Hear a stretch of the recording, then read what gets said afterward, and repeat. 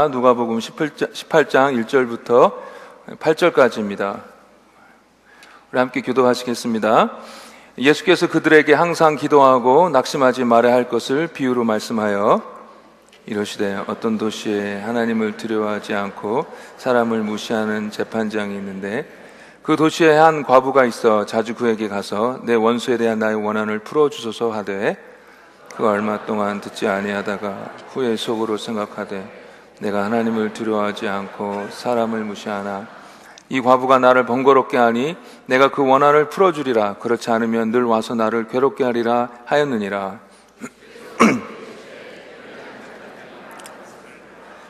하물며 하나님께서 그 밤낮 부르짖는 택하신 자들의 원한을 풀어주지 아니하시겠느냐? 그들에게 오래 참으시겠느냐?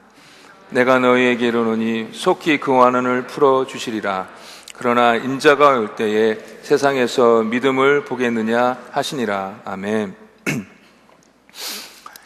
약 4주 전에 한 20시간 운전을 해서 달라스에 다녀왔습니다. 달라스에 있는 처가에 아내와 아이들을 맡기고 돌아왔는데요. 달라스로 내려가는 동안 아내와 아이들은 할아버지 할머니 집에 간다고 또 외삼촌들이랑 사촌들 만나게 된다고 신나고 들떠서 좋아했는데 사실 저는 마음이 별로 좋지 않았습니다. 왜냐하면 가족들과 한 달 정도를 떨어져 있어야 했기 때문이었습니다.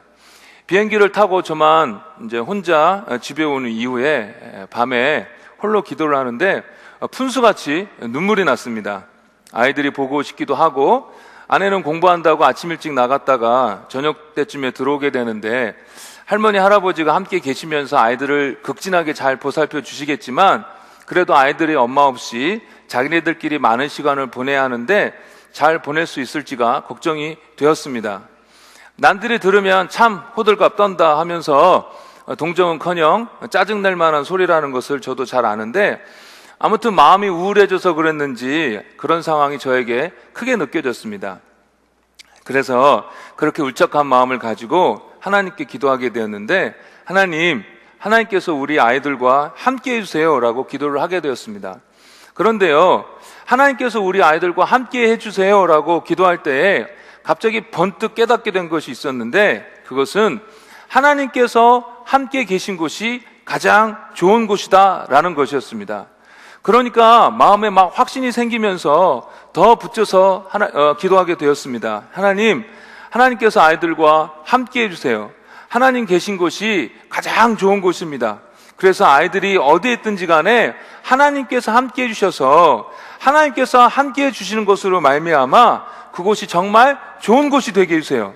이번 달라스에 있는 기간뿐만이 아니라 아이들의 평생 동안 하나님께서 꼭 함께 해주셔서 우리 아이들이 있는 곳이 설령 척박하고 험난한 곳이라 할지라도 하나님이 주시는 사랑과 기쁨과 웃음과 평안과 보호하심이 있는 그런 곳이 되게 해주세요. 꼭 이렇게 기도하게 되었습니다.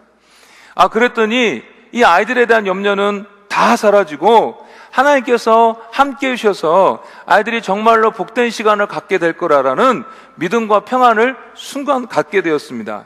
그리고 정말 하나님의 응답대로 아이들은 지금 달라스에서 아주 행복하게 아빠를 잊은 채 행복한 시간을 보내고 있습니다.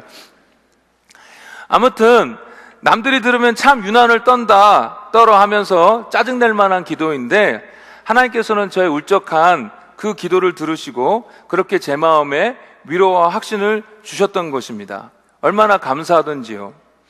신앙생활 하면서 가장 큰 특권이요 위로가 되는 것은 저의 경우처럼 하나님께 얼마든지 언제든지 나아가 기도할 수 있다라는 것입니다.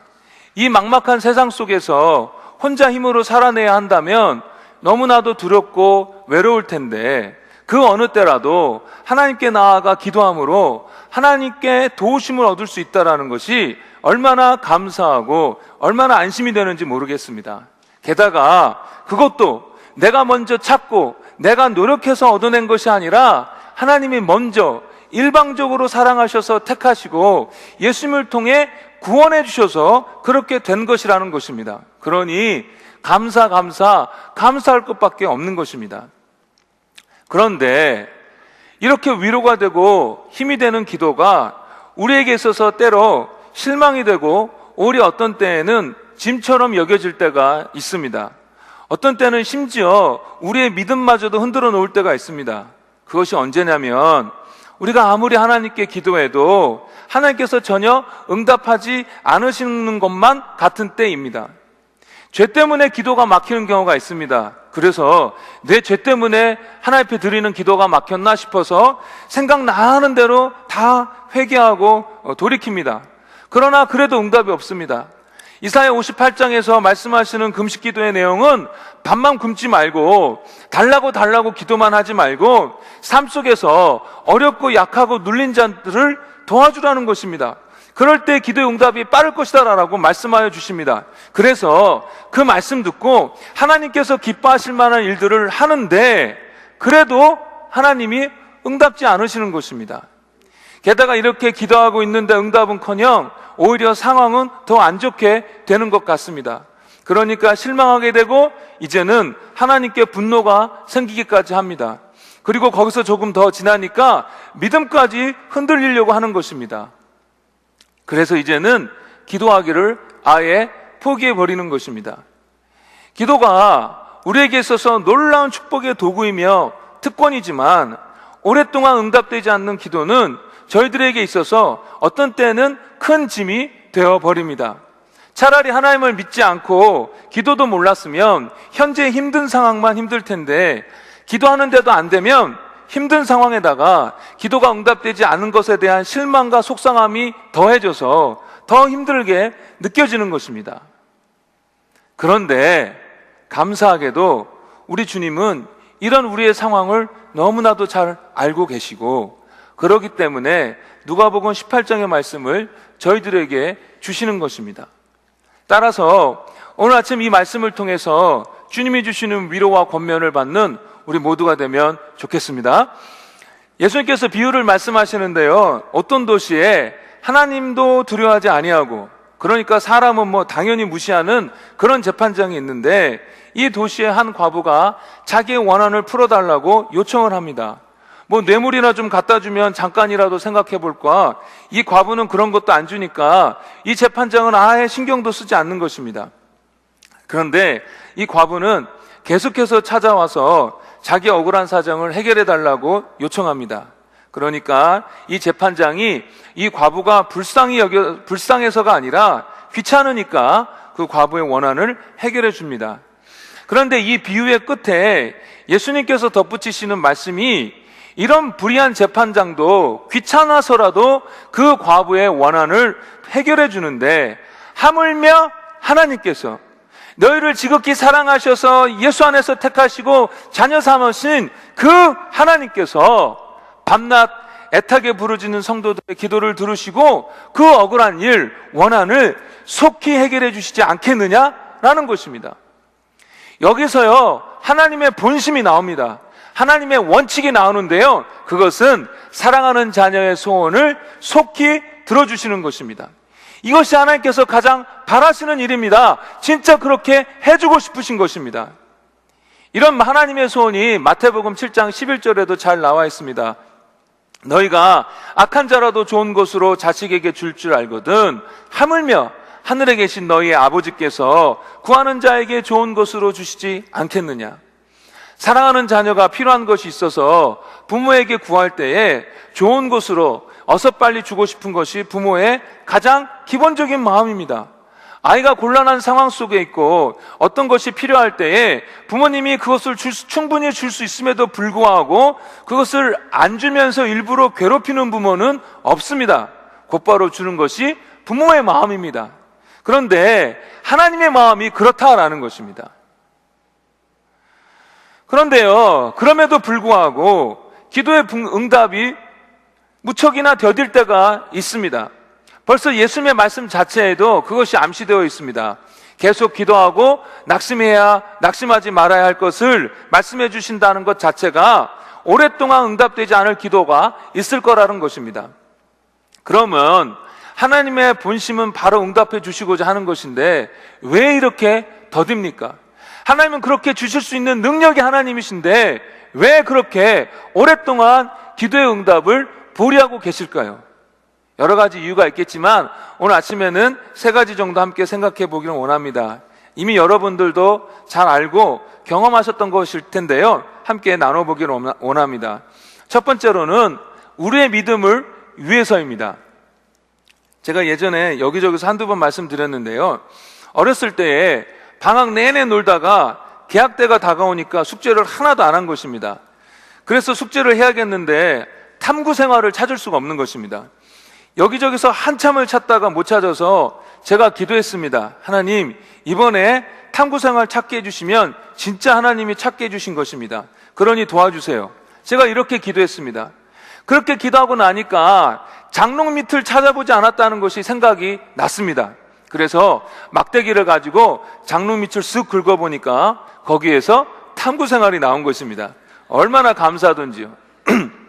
그런데요, 시간이 지나니까 어떤 생각이 드냐면 하나님의 응답이기보다는 다른 데 다 찾아보고 마지막 남은 데가 거기니까 거기 찾다가 찾은 거지? 라는 생각이 드는 것입니다. 이렇게 기도해서 응답받은 것도 시간이 지나면 될라니까 되는 거지 라고 생각이 바뀌는데, 하물며 잠깐 기도했는데도 주신 것이나 구하지 않았음에도 하나님께서 그냥 주신 것에 대해서 그것이 다 하나님께서 주신 것입니다 라고 감사하면서 믿음으로 반응하는 사람들이 그렇게 있겠냐는 말입니다. 그렇기 때문에 하나님께서 때로 막다른 골목에 저희들을 몰아넣으시고 오랫동안 간절히 기도하게 하신 다음 그 기도에 응답해 주시는 경우가 있는데, 그것은 내가 해준 거야, 내가 준 거야 라고 분명히 알려주시기 위함이라는 것입니다. 우리 인생에 잊을 수 없는, 부인할 수 없는 기념비 같은 사건이 되기를 원하시는 것입니다. 가나안 정복을 앞두고 요단강을 건널 때에 하나님께서 이스라엘에게 명하십니다. 한 지파에 한 사람씩 강바닥에서 큰 돌 한 개씩을 가져와 돌탑을 쌓도록 하십니다. 왜 그렇게 하십니까? 하나님께서 물이 넘실거리는 이 요단강을 기적적으로 건너가게 하셨다는 것을 잊지 말라고. 그래서 앞으로도 이렇게 도와주시는 전능하신 하나님만을 믿고 의지하라고 이 탑을 쌓게 하신 것입니다. 어떤 목사님이 그렇게 말씀하시는 걸 제가 들었습니다. 사랑의 하나님께서 어떤 수준을 걸어놓고 거기를 넘어서면 기도에 응답을 해주시고 그렇지 않으면 응답해 주시지 않는다고 하는데 그것이 말이 되냐? 그러면서 간절히 작정해서 기도하는 것에 대해서 좀 삐딱하게 말씀하시는 걸 들었습니다. 어떤 면에서는 맞습니다. 사실 하나님께서 저희들에게 은혜로 거저주신 것들이 참 많이 있습니다. 어떤 때는 기도하다가 중도에 포기했는데도 주시고 심지어 구하지 않았는데도 주시는 것들이 참 많이 있습니다. 하지만 하나님을 그렇게만 보는 것은 잘못 보는 것입니다. 하나님의 의도를 제대로 파악하지 못한 것입니다. 제가 예전에도 칼럼에 한번 썼는데요, 물리나 화학을 배우면 임계점이라는 용어를 배웁니다. 예를 들어 물이 끓으려면 섭씨 100도가 되어야 끓지 99도에서는 아무리 오래 있어도 끓지 않는다라는 것입니다. 마찬가지로 기도에도 임계점이라는 것이 있습니다. 어떤 부분에서는 기어이 어느 정도까지, 어느 기준까지 기도해야, 매달려야 하나님이 주시는 것이 있다라는 것입니다. 여리고성을 점령할 때도 하루에 한 바퀴씩, 그리고 7번째 날에는 7번을 돌아야 무너지는 것이었습니다. 한 번 돌면 7분의 1 무너지고 두 번째 돌 때는 7분의 2 무너지고 그런 것이 아니었습니다. 전부 다 13바퀴를 다 돌아야만 무너지는 것이었습니다. 나만 장군도 마찬가지입니다. 7번 목욕을 해야 병이 낫는 것이지 6번까지는 아무런 변화가 없었습니다. 기어이 하나님께서 그렇게 기준을 통과해야 주시는 것이 있습니다. 왜요? 우리에게 믿음을 주시기 위해서인 것입니다. 하나님은 우리가 간절히 기도하게 하시고 그 기도한 것에 대해 응답해 주시고, 그리고 끝이 아니라 하나님께서 정말 주시고자 하는 그 진짜 목적은 우리의 믿음이 성장하는 것, 그것이라는 것입니다. 신앙생활의 결국은 믿음입니다. 믿음이 있으면 순종하고 그 순종을 통해 놀라운 약속의 성취를 경험하게 되는 것입니다. 그러니 우리의 영적인 안위에 대해서 가장 관심이 많으신 하나님 아버지께서 우리의 믿음에 대해서 욕심을 안 내실 수가 없는 것입니다. 우리의 믿음을 위하여 하나님 아버지 입장에서는 정말 마음이 아파도 때로는 그런 간절한 기도에 응답하지 아니하고 기어이 기다리게 하시는 것이 있다라는 것입니다. 하나님은 이 응답되지 않은 오랜 기도를 통하여 저와 여러분들에게 믿음을 주시기를 원하십니다. 두 번째로는 하나님만 바라보도록 하기 위함입니다. 한 달 반 전의 일인데요. 월요일 날에 쉬는데 왜 그런지 마음이 약간 울적해지면서 비참하고 비극적인 생각들이 계속 저에게 밀려오는 것입니다. 뭘 하고 있다가도 잠깐 숨을 돌리려 치면 그런 비극적인 생각들이 계속 몰려오는 것입니다. 그래서 제가 그것 때문에 하나님 앞에 기도했습니다. 주님, 자꾸 안 좋은 생각이 나는데 물리쳐 주옵소서. 저는 이런 생각에 휘둘리지 않겠습니다. 싸우겠습니다. 주님 도와주세요. 그러면 그렇게 기도했으면 하나님께서 바로 그런 생각들을 물리쳐 주시고 평안과 소망으로 넘치는 그런 생각들로 가득 채워 주셨어야 할 것 같은데 저녁까지 계속 그런 생각이 몰려오는 것입니다. 그래서 계속 기도하면서 그런 생각들을 물리쳐야만 했습니다. 그런데요, 그 밤에 기도하는데 저의 하루를 이렇게 돌이켜 보니까 그 나쁜 생각과의, 그 비참한 생각과의 싸움 때문에 그 어느 때보다도 하나님을 더 많이 의지하고 하나님을 더 많이 불렀던 하루가 된 것입니다. 평소 같으면 그렇게까지 하나님을 부르지 않고 도움을 구하지 않았을 텐데 이날은 정말 문자 그대로 틈만 나면 주님을 부르며 주님을 의뢰했던 것입니다. 그 밤에 그것이 깨달아지니까 마음이 울컥해지는 것입니다. 하루 종일 그 싸움 때문에 참 힘들고 피곤했는데 더 주님을 부르며 의지하는 훈련을 시키시느라고 하나님께서 이렇게까지 하셨구나 라고 깨닫게 되니까 하나님 앞에 참 감사한 마음이 생겼습니다. 제가 개인적으로 아는 여자 부흥 강사님이 계시는데요, 제가 경험한 최고의 부흥 강사이십니다. 그 말씀과 그 능력은 제가 경험한 분들 중에서는 최고였습니다. 근데 그분이 쓴 책이 한 2권 정도 되는데 그 책을 이렇게 읽어보면 다 기도하고 하나님께서 어떻게 역사하셨는지에 관한 책입니다. 근데 그 책 중간에 그분의 이야기가 나옵니다. 그분이 얼마나 고난을 당했는지요. 빚을 내서 개척을 했는데 그 빚 독촉 때문에 4년 내내 밤마다 철야하고 낮에는 기도원 가서 부르짖었다고 합니다. 그런데도 그 기간 동안에 하나님이 한 말씀 없이 안 만나 주시더라는 것입니다. 처음 예수 믿고 나서도 엄마의 핍박이 너무 심해서 하루도 편하지 않았다고 합니다. 기관지염 때문에 각혈을 10년 동안이나 했는데 그 기간 동안에도 건강을 위해서 정말로 많은 기도를 하나님 앞에 했다고 합니다. 봉천동에 교회를 시작하고 3년 됐고, 그리고 정식으로 교회를 출범한 지 1년 되었다고 기념 예배 드리는 그 전날에 딸아이가 뇌망령으로 세상을 떠났습니다. 그래서 그 고통을 잊으려고 밤마다 철야하며 기도해야 했다고 합니다. 또 개봉동에 개척하고 성도가 한 100명쯤 모이게 될 때에 여자도 아닌 남편 목사님이 유방암에 걸려가지고 이 사모님 되신 이분이 40일 금식 기도하고 안 나으니까 또 40일 금식 기도하고 또 21일 금식 기도해서 그 병이 나았다고 합니다. 정말 너무하지 않습니까, 하나님? 그 기간 동안에 하나님을 붙잡지 않으면 1초도 살 수가 없었고 하나님으로부터 단 1cm라도 다른 곳에 눈을 돌릴 수가 없었다는 것입니다. 그런데 지금은 얼마나 위대하게 주님의 종으로 쓰임받는지 모릅니다. 그런 시간을 통하여 훈련을 되니까요, 지금도 낮에 진이 빠지게 사역을 해도 밤에 몇 시간씩 기도하고 겨우 2-3시간 자고 또 새벽에 일어나 기도하신다는 것입니다. 왜냐하면 하나님께 나아가는 것만이 살 길이라는 것을 알기 때문이라는 것입니다. 그분을 의지하지 않으면 아무리 지금 대단한 훌륭한 넘버원의 부흥 강사라 할지라도 아무것도 안 되기 때문에 주님을 의지할 수밖에 없는 것입니다. 그렇습니다.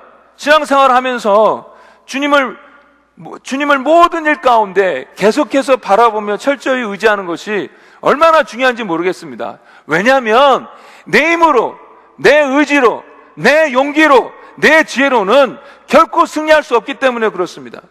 주님이 능력 주셔야만 저희들이 승리할 수 있고 주께서 주신 사명을 감당할 수 있기 때문에 그렇습니다. 그렇기 때문에 하나님은 이렇게 가난한 마음으로 계속 당신을 바라보도록 하기 위하여 때로는 기도의 응답을 늦추십니다. 세 번째로는 기도의 응답을 받을 준비가 되도록 기다리게 하십니다. 특별히 겸손히 준비되도록 하십니다. 겸손. 기도가 응답되지 않는 시간을 지날 때 우리는 참 많이 힘든데요, 그 시간 속에서 우리는 우리 자신이 얼마나 약한지, 우리가 얼마나 부족한지를 깊이 실감하게 됩니다. 뭐 좀 잘 될 때에는 하나님이 하셨다고 하면서도 내가 얼마나 기도를 많이 했는지, 내가 얼마나 하나님께 헌신을 했는지, 내가 주님을 위해서 또 스스로 얼마나 많이 노력을 했는지 등등 나의 자랑을 여기저기에 은근히 포함시켰었는데요, 오랫동안 기도의 응답이 안 된 채로 고통의 시간을 지날 때에는 그런 화려한 껍데기가 다 벗겨지고 내 자신의 모습을 적나라하게 보게 되는 것입니다. 그래서 내 자신에 대해서 절망하게 되는데, 사실은 이 과정이 하나님의 계획 속에 들어가 있는 것입니다. 겸손을 준비시키기 위해서 말입니다. 그 긴 고난의 시간을 견뎌내며 결국 하나님의 응답을 경험하게 되면요, 내가 했지, 내 경건으로 이뤘지가 아니라 내가 했다고 자랑할 것이 없습니다. 정말 하나님이 해주셨어요. 하나님 은혜 외에는 설명이 안 됩니다라고 겸손하게 하나님께서 하셨다라고 영광 돌릴 수 있는 사람, 그런 사람으로 준비된다라는 것입니다. 요셉을 보십시오. 부모의 사랑을 독차지하면서 잘난 체하고 다른 사람들을 배려하지 않는 그런 아이였습니다. 그런데 형들이 요셉을 시기하여 이스마엘 상인들에게 팔아버리지 않습니까? 그 이후로 요셉은 노예로 10여 년, 죄수로 2, 3년의 시간을 보내게 되는데, 이 시간이 요셉에게 있어서 여러 가지로 준비되는 시간이었지만 특별히 겸손으로 준비되었습니다. 그래서 나중에 그 형들을 대하는데 이 요셉이 얼마나 따뜻하게 그 형들을 대하는지요, 얼마나 하나님을 인정하고 높이는지요. 너희들이 날 노예로 팔았지? 그 노예 자리에서 내가 이 총리의 자리까지 올라오기에 위해서 얼마나 많은 노력을 했는지 알아? 라고 말하지 아니하고 자기를 죽이려 했던 그 형들에게 하나님이 다 하셨습니다. 제가 형님들과 형님의 자녀들을 돌보겠습니다 하면서 오히려 두려워하는 형들을 위로하는 것입니다. 17살에 노예로 잡혀가 30살에 예굽 총리가 될 때까지 얼마나 이 어린 요셉이 눈물로 기도했을까요? 7살짜리 애가 밤마다 엄마랑 아버지 보고 싶다고, 다시 고향에 돌아가고 싶다고 그 낯선 곳에서 눈물로 기도할 때에 하나님 아버지의 마음은 얼마나 애 같았을까요? 그런데도 하나님은 13년 동안이나 요셉으로 하여금 기어이 그 고난의 자리에 있게 하셨다라는 것입니다. 그 요셉의 안타까운 기도를 듣고만 계셨습니다. 그런데 요셉은 그 시간을 통하여 겸손으로 준비되어져서 내가 했다가 아니라 하나님이 다 하셨습니다라고 고백하는 사람이 된 것입니다. 또 한 가지, 이 응답되지 않는 기도의 시간을 보내면서 저희들이 준비되는 것이 있는데, 그것이 무엇이냐면 세상의 욕심들을 다 버리게 되는 것입니다. 내 야망, 내 계획 등을 다 비우게 되는 것입니다. 주님의 응답해 주시고 사용하고 싶으셔도 내 생각, 내 고집으로 가득 차 있으면 하나님께서 그렇게 해주실 수가 없는 것입니다. 포장은 주님의 것이라고 되어 있는데 막상 뜯어보면 내 인생은 나의 것이라고 되어 있는 것입니다. 무슨 말하는 것마다 주님 하지만, 주님을 위하는 것 같지만 막상은 내 영광을 위하여, 내 야심을 위하여, 나를 위해서 하는 경우가 많다라는 것입니다. 그런데 응답되지 않는 이 고난의 시간들을 통하여 하나님께서는 이런 불순물들을 우리 안에서 제거하시는 것입니다. 우리는 하나님 빨리 이 일이 됐으면 좋겠습니다, 빨리 이 고통이 끝났으면 좋겠습니다라고 간절히 기도하는데, 하나님은 아니, 너 먼저 준비되는 것이 필요해요. 아니, 너 먼저 정말 하나님의 사는 것, 하나님의 사람 되는 것, 그것이 먼저야. 네 안에 세상적인 욕심이 먼저 해결된 다음에 라고 말씀하신다라는 것입니다. 이렇게 하나님께서는 그 오랜 기간 동안 기도하게 하시면서 결국 기도의 응답을 받고 누릴 수 있는 사람으로 준비시켜 주시는 것입니다. 다시 정리하겠습니다. 예수님은 오늘 비유를 통하여 하나님의 본심을, 하나님께서 정말 원하신 것을 말씀하여 주시는데, 그것은 우리 성도들이 간절히 기도할 때에 어서속히 응답해 주시는 것입니다. 빨리 개입하셔서 해결해 주시는 것입니다. 그러나 그럼에도 불구하고 하나님께서 우리를 향하여 기도의 응답을 늦추시는 이유는 우리에게 더 큰 믿음을 주시기 위해서, 더욱더 주님만을 바라보며 의지하는 자가 되게 하기 위해서, 그리고 응답받을 수 있는 사람으로 준비시키기 위해서라는 것입니다. 너희들이 여기서 포기하지 않고 더 기도하면, 계속 기도하면 아버지께서 그렇게 주고 싶어 하시는 큰 믿음을 얻게 될 것이야. 너희들이 조금만 더 힘을 내서 기도하면 범사에 하나님을 바라보며 의지하는 자가 되어서 늘 하나님께서 주시는 그 능력을 공급받는 자가 될 거야.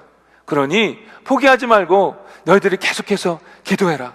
그러면 더 큰 사명으로, 더 분명한 사명으로 너희들을 인도해 주실 거야. 제발 이 하나님의 의도를 알아다오 라고 우리 예수님이 저와 여러분들에게 말씀하여 주시는 것입니다. 여러분, 이것을 믿으십니까? 이렇게 부르시고 계시는 주님의 음성이 여러분 마음 가운데 울림이 되십니까? 그런데 여기서 한 가지 짚고 넘어가고 싶은 것은, 오늘 예수님께서 말씀하시는 택하신 자들, 즉 성도들의 원한이 무엇인가 라는 것입니다. 즉 우리에게 적용하면 우리가 무엇을 구하여야 하는가 라는 것입니다. 오늘 본문은 앞에 17장에서부터 예수님께서 다시 오실 때의 일들을 설명하고 있는 와중에 나온 비유입니다. 즉 마지막 때에 예수님을 기다리며 핍박받게 될 성도들에 대하여 말씀을 하고 계시는데, 그때쯤에 성도들에 대한 핍박은 계속되고 오시겠다고 하는 예수님은 계속 오시는 것이 더디는 것 같으니까 성도들이 낙심할 수밖에 없을 것 같은데, 그럼에도 불구하고 포기하지 말고 계속 기도하라라는 것입니다. 그러면 무엇을 기도합니까? 마지막 때 성도들의 원한이 무엇이겠습니까? 예수님께서 속히 다시 오셔서 이 핍박자들로부터 성도들을 구원해 주시고 이 세상 가운데 공의를 베풀어 주는 것, 이거 아니겠습니까? 이것을 놓고 포기하지 말고 기도하라 라는 것입니다. 이것이 오늘 본문에서 암시되어 있는 첫 번째 1차적으로 해당되는 기도 제목입니다. 지금도 세상 저편에는 얼마나 많은 사람들이 예수님 믿는 것 때문에 무시무시한 고난을 당하고 있는지 모릅니다. 저희들도 수요일마다 이 핍박받는 교회와 성도들을 위해서 기도하는데, 도대체 어떤 때에는 아무런 변화가 없는 것 같아 속상한 마음이 가득해지고 지칠 때가 있습니다. 인터넷으로 성도들이 매 맞고 불에 타 죽고 목에 잘려 죽는 소식을 보게 되면 가슴이 쿵쾅쿵쾅 뛰면서 도대체 하나님 언제까지 이래야 합니까? 라고 슬픔과 원망이 섞인 기도가 저절로 나오게 됩니다. 그런데 예수님은, 하나님께서 그 성도들의 밤낮 부르짖는 원한을 반드시 갚아주시니까 포기하지 말라고 하시는 것입니다. 그러니 저희들이 이 일에 대하여 포기하지 말고 계속해서 기도해야 되겠습니다. 여러분, 핍박받는 성도와 교회를 위해서 기도하는 것은 몇 사람만의 의무가 아닙니다. 모든 사람들이, 이 땅에 살고 있는 모든 성도들이 함께 지어야 하는 의무입니다. 나는 편하고 나는 이곳에서 안락하게 지내고 있다고 해서 저곳에서 핍박받고 있는 성도와 교회에 대해서 무관심하면 그거는 하나님 보시기에 안 되는 것입니다. 이건 모든 성도들의 의무입니다. 그리고 그 기도의 사명을 감당하는 자에게 주시는 하나님의 축복과 칭찬은 너무나도 큽니다. 그렇기 때문에 이 사명에 같이 동참하는 저와 여러분이 되었으면 좋겠습니다. 그런데요, 오늘 본문에서 말씀하시는 그 성도의 원한이 이렇게 예수님의 다시 오심과 공의를 실현시키는 것으로만 제한할 필요는 없을 것 같습니다. 왜냐하면 이 포기하지 말고 기도하라라는 예수님의 권고가 이런 종말에 대한 기도에만 해당되는 것이 아니라 우리의 일반적인 기도에도 해당되는, 적용되는 영적인 원리이기 때문에 그렇습니다. 이 원한은 영어 성경에서 justice라고 번역하고 있는데 공의를 말하는 것이죠. 즉 기도하는 우리에게 적용을 해본다면 우리가 드리는 기도가 공의로워야 된다라는 것입니다. 하나님 보시기에 바른 것이어야 한다라는 것입니다. 이기적인 욕심에서 나오는 기도가 아니라 하나님 보시기에 합당한 것이어야 한다라는 것입니다. 그러면 무엇이 합당한 기도인가요? 그 구하는 이유가 하나님의 나라, 하나님의 영광일 때 합당하다라는 것입니다. 기계적으로 어떤 것은 육신적인 것이고 욕심에 나온 것이고 어떤 것은 영적인 것이고 이렇게 정할 수가 없습니다. 어떤 사람에게는 좋은 집이 사치이고 욕심이지만 어떤 사람에게는 좋은 집이 하나님 보시기에 합당한 것일 수 있습니다. 얼마 전에 제임스 차 선교사님이 오셔서 말씀을 전해주셨는데 다들 큰 은혜를 받았습니다. 자기의 모든 것을 다 버리고 선교지에서 섬기고 있다가 미국에 돌아오게 되었는데 있을 곳, 그 살 집을 위해서 기도했다고 합니다. 가족이 모여서 마태복음 6장 33절의 말씀, 그런즉 너희는 먼저 그의 나라와 그의 의를 구하라. 그리하면 이 모든 것을 너희에게 더하시리라. 이 말씀을 읽고 하나님께서 우리의 필요한 것을 공급해 주실 것이다 라고 하면서 각자 어떤 집이면 좋겠는지 이야기해 보라고 한 것입니다. 막내는 수영장이 있는 집, 둘째는 큰 마당이 있는 집, 강아지도 기르고 싶다고 합니다. 큰아들은 나무가 많은 집, 엄마는 마룻바닥으로 된 집, 선교사님 자신은 벽돌로 된 집이면 좋겠다고 했습니다. 그리고 그것을 화이트보드에 적어 놓았다고 합니다. 시간이 지나고 더 이상 미국에서 렌트를 감당할 수 없게 되었을 때에 예전에 회사에서 같이 일했던 밥이라는 친구가 자기 집을, 예전에 자기가 지었던 그 집을 예수님이 다시 오실 때까지 사용하라고 주었는데 그 집이, 그 가족이 그 말씀과 함께 기도했던 그 집 그대로의 집이었다라는 것입니다. 이런 집이 어떤 사람에게 있어서는, 저 같은 경우에는 욕심이겠지만 먼저 그의 나라와 의를 구하며 살던 이 차 선교사님 가정에게 있어서는 하나님께서 필요로 보시고 공급해 주신 것입니다. 그러니까 어떤 것은 욕심스러운 것이고 어떤 것은 하나님께서 기뻐하는 것이고 기계적으로 결정될 것이 아니라 어떤 삶의 자세이냐, 어떤 목적을 가지고 구하느냐에 따라 다르다라는 것입니다. 주님의 영광, 주님을 기쁘시게 하는 것을 먼저 소원하며 기도할 때에 그것이 하나님께서 받으시는 기도이고 예수님께서는 그런 기도 포기하지 말고 계속 기도하라는 것입니다. 아멘? 한 가지만 더 나누겠는데요. 오늘 예수님께서 비유를 통하여 성도들의 원한을 속히 갚아주시지 않겠느냐라고 말씀해 주시는데 여기에서 끝나면 참 좋았을 것 같은데 그 뒤에 불편한 말씀을 덧붙이시는 것입니다. 그러나 인자가 다시 올 때에 세상에서 믿음을 보겠느냐. 여기서 믿음이라는 것이 뭔가 봤을 때 뭐냐면요, 문맥상 항상 기도하고 낙심하지 말 것, 즉 포기하지 아니하고 계속 포기하지 아니하고 계속 기도하는 것, 이것이 문맥상 믿음을 말씀하시는 것입니다. 근데 세상에서 믿음을 보겠느냐라고 말씀하셨다라는 것은 이런 믿음, 즉 포기하지 아니하고 계속해서 기도하는 것으로 드러나는 이런 믿음을 예수님께서 다시 올 때에 이 세상에서 보기 힘들다라는 것을 암시하고 있는 것입니다. 그런데요, 제가 이 말씀을 가지고 좀 끙끙 앓았는데 그럼 어쩌라고요? 라는 질문 때문이었습니다. 실컷 포기하지 말고 기도하라고 해놓고서는 그런 믿음의 사람을 볼 수 있을까라고 말씀하시는 것입니다. 뭐지? 왜 이런 말씀을 하셨지? 약간 신경질이 나면서 무슨 의도가 있는 것일까 고민하게 되었습니다. 그래서 집안을 뱅글뱅글 돌다가 묵상하면서 깨닫게 됐는데요, 그것은 믿음, 즉 계속해서 포기하지 않고 기도하는 것이 참 보기 힘든데 보겠느냐, 볼 수 있을까라고 예수님께서 말씀하셨다라는 것은 그것을 보고 싶다라는 것입니다.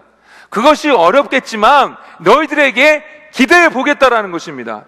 우리가 그것이 어려우니까 그래 너네는 어차피 안 될 거야 라고 포기하시면서 말씀하신 것이 아니라 그것이 어렵지만 그런 믿음을 너희들에게 기대해 보겠다라는 것입니다. 우리 펠로우십 성도들에게 기대해 보겠다라는 것입니다. 아멘? 우리한테 그런 믿음을 기대하신다라는 것입니다. 우리로부터 그런 믿음을 보기 원하신다라는 것입니다.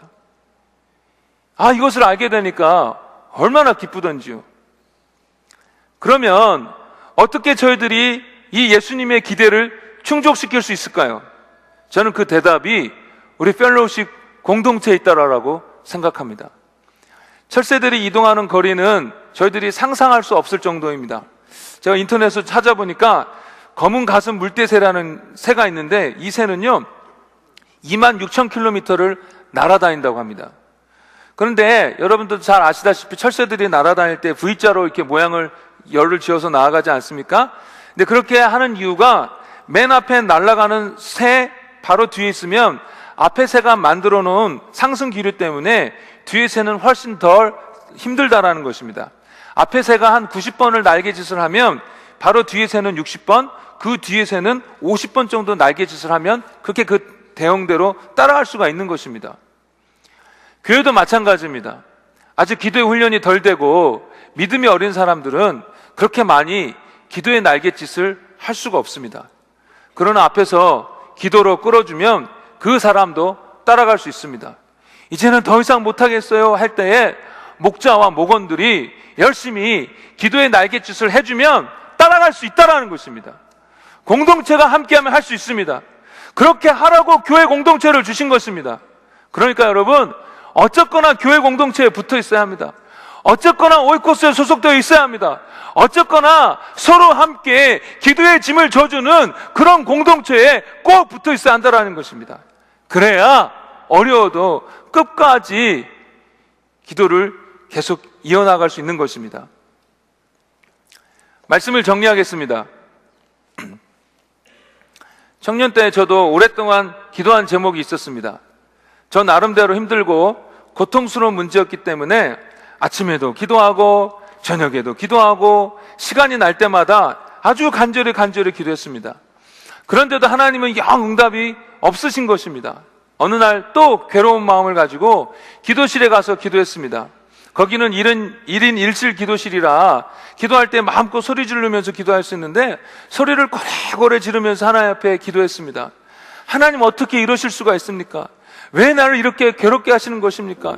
왜 다른 기도는 다 들어주시면서 나를 힘들게 하고 고통스럽게 하는 이 문제는 왜 이리 아무 말씀이 없으십니까? 도대체 왜 그렇습니까? 라고 소리를 지르며 마구마구 기도했습니다. 한참이나 하나님 앞에 소리를 지르고 기도하고 있는데 성령께서 제 마음에 깨닫게 해주셨습니다. 진광아, 너의 다른 기도 제목들이 다 응답이 되고 이 기도 제목, 너를 아프게 하고 힘들게 하는 이 기도 제목이 응답되지 않는 것 때문에 너가 이렇게 화를 내고 있지만, 진광아, 다른 기도의 제목이 응답되고 있다는 것은 내가 너의 기도를 듣고 있다는 것을 알려주기 위함이다. 너가 기도하는데 지치지 않도록 다른 기도 제목들은 내가 서둘러서 응답하고 있는 것이다. 너가 힘들어하고 있는 그 기도 제목을 놓고 계속 기도하라. 너에게 이 기도를 통해 내가 줄 것이 있다. 조금만 인내하라. 그렇게 마음 가운데 깨닫게 해주신 거예요. 그걸 깨닫고 나니까 그 순간에 얼마나 큰 기쁨과 위로가, 그리고 안심이 몰려오던지요. 하나님께서는 우리가 기도할 때에 낙심하지 않도록 우리의 다른 기도 제목들은 여전히 응답해 주십니다. 한번 잘 생각해 보십시오. 하나님께서 우리의 기도를 듣고 계시고 있다는 것을 그 응답들을 통해서 알려주고 계시는 것입니다. 또한 낙심하지 말라고 기도의 동역자들을 붙여주시는 것입니다. 포기하지 않도록 예배마다 말씀으로 다시 힘을 주시는 것입니다. 왜냐하면 우리가 하나님께 계속해서 매달리기를 하나님께서 원하시기 때문에 그렇습니다. 인내하며 계속해서 하나님께 매달릴 때에 그때에 하나님께서 정말로 주고 싶은 것이 있으시기 때문에 그런 것입니다.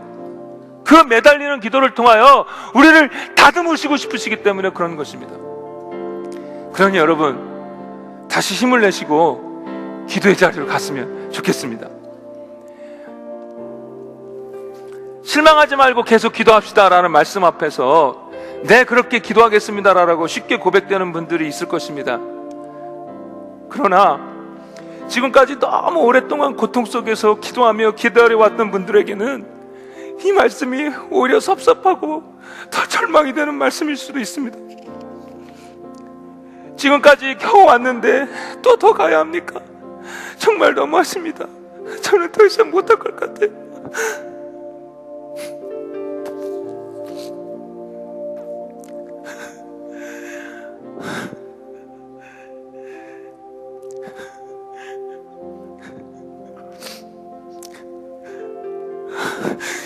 그런 성도들이 있습니다. 그렇기 때문에 저희들이 같이 기도해야 합니다. 너무 힘들어서 기도조차 나오지 않는 그 성도들을 위하여 같이 기도해줘야 하는 것입니다. 교회 리더들이 먼저 기도의 날갯짓, 날개로 퍼덕퍼덕 하면서 날갯짓을 하면 따라오는 성도들도 쉽게 따라올 수 있습니다. 오이코스 목자와 목원들이 힘들어하는 성도 옆에서 계속 기도의 날갯짓을 해주는 것입니다. 그러면 조금만 해도 따라올 수 있습니다. 우리가 앞에서 서로 계속 돌아가며 기도의 날갯짓을 해주면 다 같이 갈 수 있습니다. 함께 갈 수 있습니다. 예수님 다시 오실 때에 그렇게 보고 싶어 하시던 믿음을 보여드릴 수 있습니다. 그러니 함께 포기하지 않고 저들 계속 그 기도의 자리로 나아가기를 주의 이름으로 축원합니다. 우리 함께 일어나셔서 찬양하시겠습니다.